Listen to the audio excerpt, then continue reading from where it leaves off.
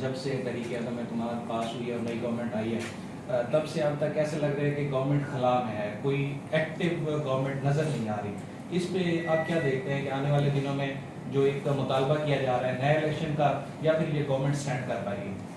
دیکھیں یہ نواز شریف صاحب تو کسی ڈیل میں نہیں آئے, نہ ڈیل ہے ہماری.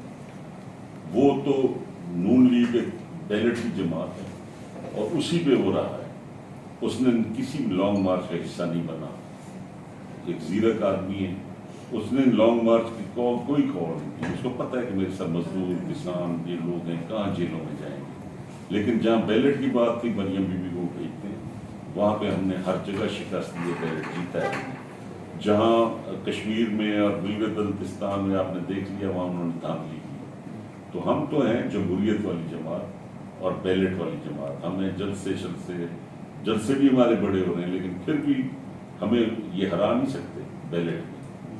اور دوسرا یہ جو خلاف آپ کہہ رہے ہیں نا کہ یہ ہوا میں ہے, وہ یہ ہے کہ جب تک پاکستانی ادارے خود اکٹھے نہیں ہوں گے تو خلا میں تو ہے رہے گی. یہ جب سپریم کورٹ کا ایک اپنا ورژن ہوگا اور ہمارے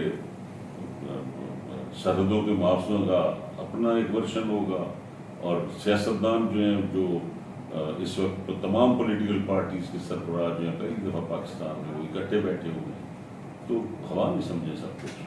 تو جب تک یہ کوارڈینیشن آپس میں نہیں ہوتی تو مجھے تو افسوس ہوتا ہے کہ حالات کو اتنے اچھے مجھے نظر نہیں آ رہے. اور ہماری پارٹی کے اندر ایک پریشر ہے کہ جی چھوڑیں, ہم کیوں قربانی دیں, جو لائے تھے وہ اپنا چلائیں.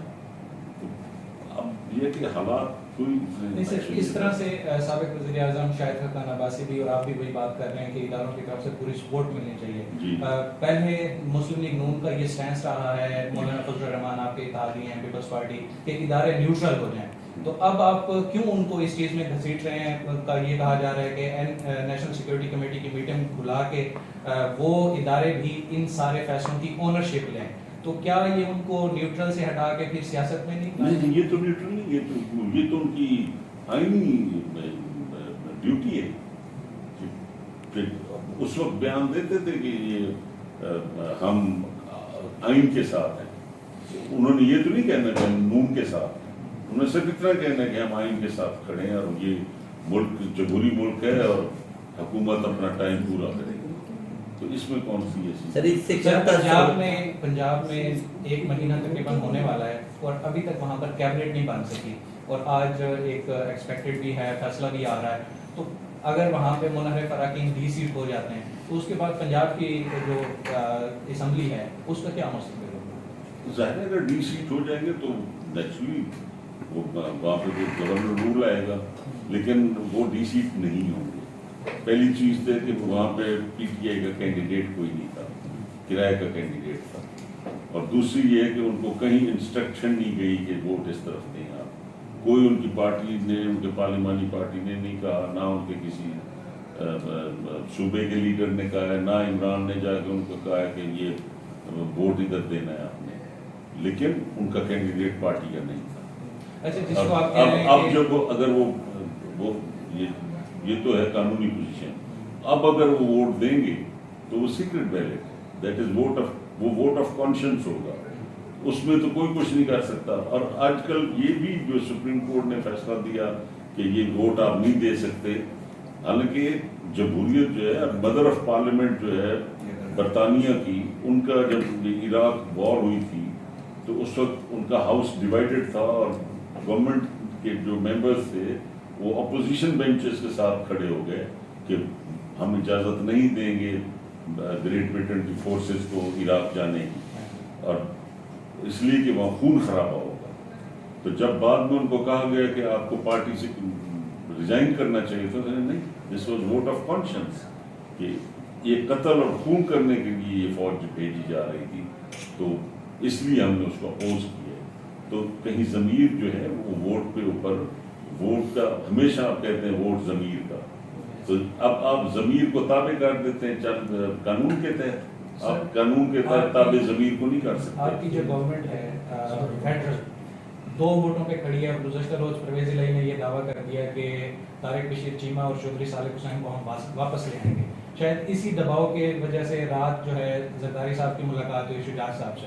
تو اس پریشر میں جو ایک بیسٹ ایڈمنسٹریٹر سمجھے جاتے تھے شہباز شریف صاحب، وہ کیسے ڈیلیور کر پائیں گے کہ کبھی ایم کیو ایم کہے کہ ہمیں جلدی انتخابات کی طرف جانا ہے، کبھی یہ چودھریوں کی طرف سے یہ دھمکی آ جائے، کیسے ڈیلیور کیسے کریں گے؟ اور اوپر سے مشکل فیصلے بھی وہ کرنے تو ہیں. ہماری اپنی پارٹی میں بھی یہی سوچ ہے کہ ہمیں الیکشن کی طرف جانا ہے. میاں نواز شریف صاحب کی بھی یہی سوچ ہے کہ ہم نے تو صرف اس ملک کے لیے قربانی دی ہے کہ یہ جو بیچ میں ٹائم ہے جس میں خزانہ بالکل بیٹھ گیا ہے، اس میں اگر آپ اس وقت اگر آپ کیئر ٹیکر سیٹ اپ لے آئیں گے کون ملک آپ کی مدد کرے گا؟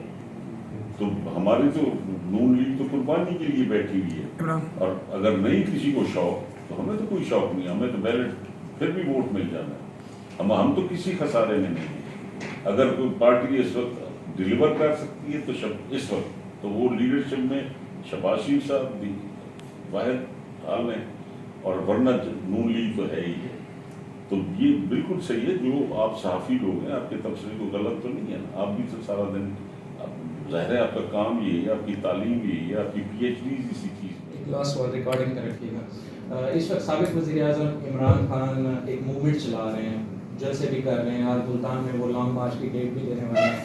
تو یہ جو سارا پریشر بلڈ کرنے کی وہ کوشش کر رہے ہیں، تو کیا وہ حاصل کیا کرنا چاہ رہے ہیں؟ آپ کو کیا لگتا ہے؟ وہ ویسے ایک تو ان کا ہے کہ فوری الیکشن وہ مانگ رہے ہیں، ان کو الیکشن میں کچھ ملنے والا ہے؟ پنجاب میں آپ اس کی جماعت کی کیا پوزیشن دیکھ رہے ہیں؟ دیکھیں جی، پاکستان میں اگر کبھی کوئی حکومت گری ہے کوئی لانگ مارچ سے، مولانا صاحب ملے، ہم اپنا بلاول صاحب بھی ٹریکٹر مارچ کر کے آئے، اور پھر قانون تو اب وہی ہے نا جو شیخ رشید صاحب بنا گئے.